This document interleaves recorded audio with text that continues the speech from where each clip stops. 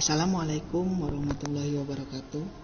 Pada pertemuan kali ini kita akan membahas tentang logika matematika.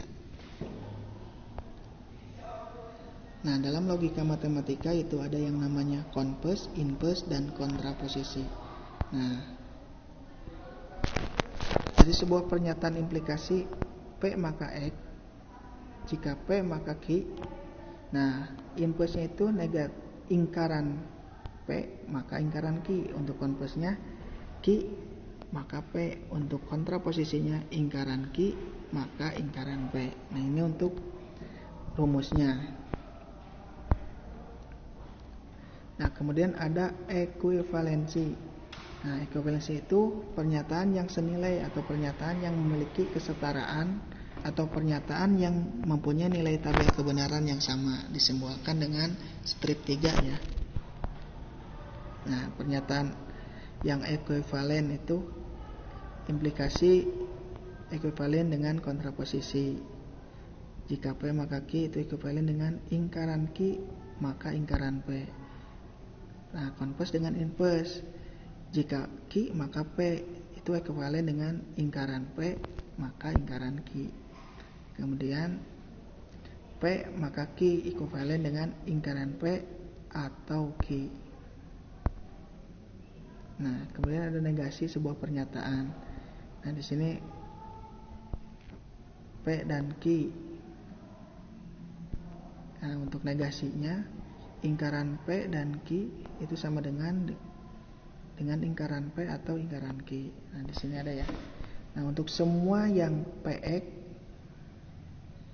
nah untuk semua negasinya ada, yang tidak. Kalau pernyataannya ada yang P, maka negasinya semua yang tidak. Nah, kemudian ada penarikan kesimpulan. Untuk penarikan kesimpulan itu ada yang namanya modus ponen, modus tollens, dan silogisme. Nah, untuk modus ponen itu P1-nya jika P maka Q bernilai benar, maka dan premis keduanya atau P2-nya P itu dapat disimpulkan menjadi Q. Misalkan, jika hari hujan Andi tidak sekolah. Nah, kemudian premis keduanya hari hujan.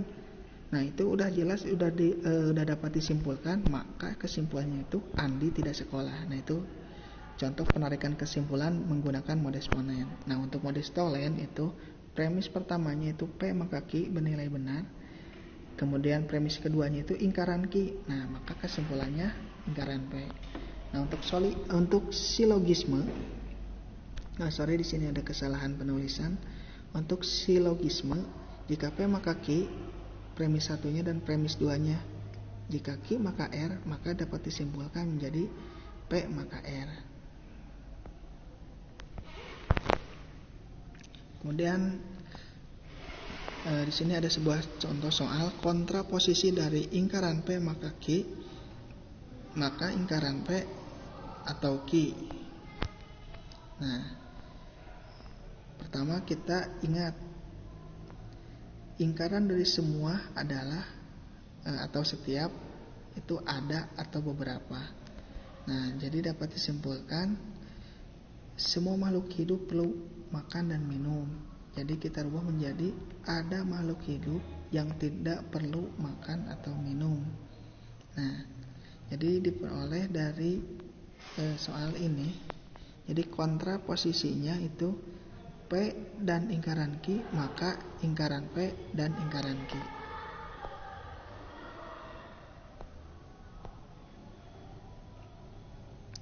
Nah, di sini semua makhluk hidup perlu makan dan minum.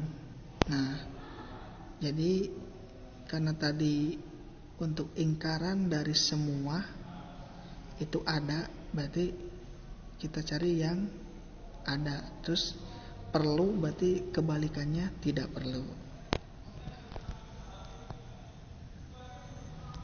Nah, dari argumentasi berikut, jika ibu tidak pergi maka adik senang. Jika adik senang maka ia tersenyum. Kesimpulan yang sah. Nah, berarti kita gunakan yang namanya silogisme ya kalau yang ini soalnya. Nah, jika P maka Q, terus Q maka R. Nah, kesimpulannya P maka R. Nah, di sini berarti ibu pergi atau adik tersenyum. Oke, untuk pertemuan kali ini Bapak cukupkan sekian. Semoga bermanfaat. Terima kasih.